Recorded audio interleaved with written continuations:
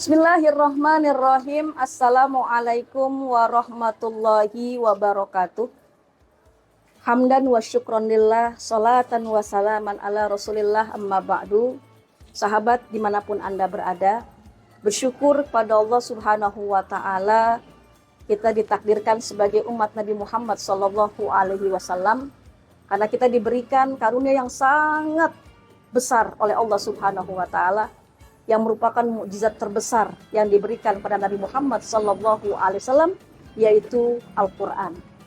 Al-Qur'an sebagai kita maklum bahwasanya adalah kalam Allah yang Allah turunkan kepada Nabi Muhammad sallallahu alaihi wasallam melalui malaikat Jibril, yang dianggap ibadah saat kita membaca, diawali dari surah Al-Fatihah dan diakhiri dengan surah An-Nas. Maka Al-Quran yang Allah berikan kepada kita sebagai petunjuk buat orang-orang yang bertakwa adalah sebuah sistem nilai, sebuah pedoman, sehingga kita menjadi orang-orang yang berbahagia baik dunia maupun akhirat. Bahagia dunia dan akhirat ini tentunya adalah cita-cita kita semua. Bahkan cita-cita orang-orang yang beriman kepada Allah subhanahu wa ta'ala.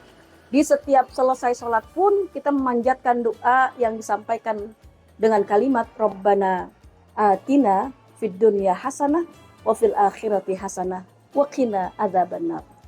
Sahabat, untuk itu Allah memberikan rumusan buat kita. Bagaimana kita bisa menjadi orang-orang yang bahagia dunia dan akhirat? Dengan cara apa? Dengan cara mengikuti Al-Quran. Dengan cara mengikuti petunjuk dari Allah subhanahu wa ta'ala sebagai pedoman yang harus kita jalankan di kehidupan ini.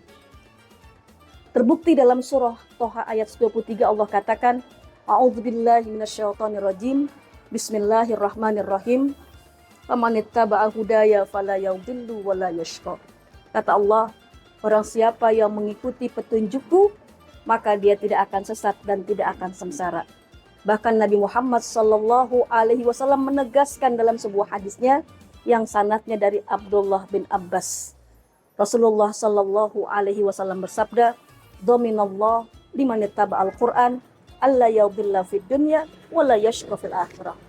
Allah menjamin orang-orang yang mengikuti Al-Qur'an, orang-orang yang senantiasa menjadikan Al-Qur'an sebagai pedoman, sebagai arahan hidup. Apa jaminan yang Allah berikan buat mereka yang mengikuti Al-Qur'an? Yang pertama, kata Nabi Muhammad, adalah alla yadhilla fid dunya. Dia tidak bakal sesat di dunia. Wa alla yashqa fil akhirah, dan tidak akan sengsara di akhirat.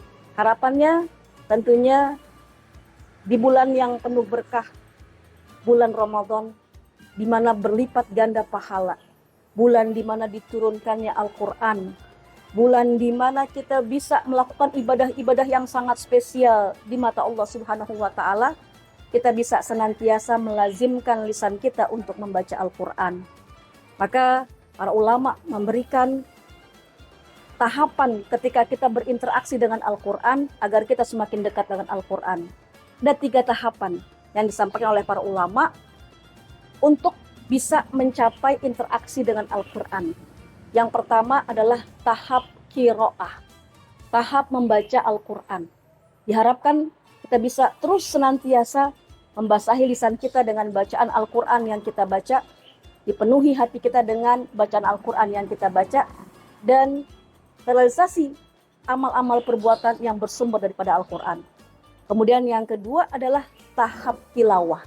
Tahap tilawah adalah tahap bagaimana kita bisa merenungkan makna-makna yang ada dalam Al-Quran, sehingga kita bisa paham pesan yang disampaikan Allah buat kita dengan cara mentadabburi Al-Quran, dengan cara merenungkan makna-makna dalam Al-Quran. Dan yang ketiga, kata ulama, adalah tahap tahfiz, adalah tahap di mana kita bisa mengamalkan apa yang ada dalam Al-Quran.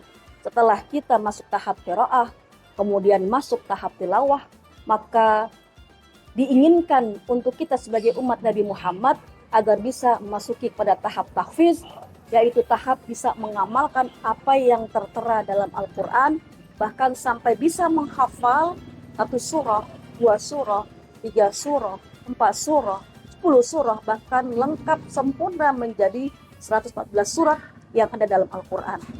Harapannya tentunya kita menjadi orang-orang yang bertakwa di sisi Allah Subhanahu wa Ta'ala, dengan wasilah mengakrabkan diri kita berinteraksi dengan Al-Quran yang Allah turunkan kepada Nabi Muhammad Sallallahu Alaihi Wasallam.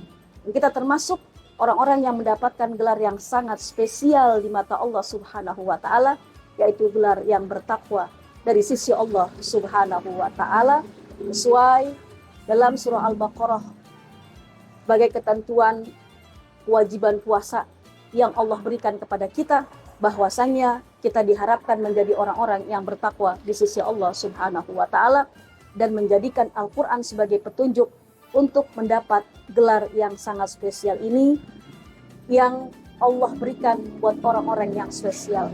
Terima kasih. Hadanallah. Wassalamualaikum warahmatullahi wabarakatuh.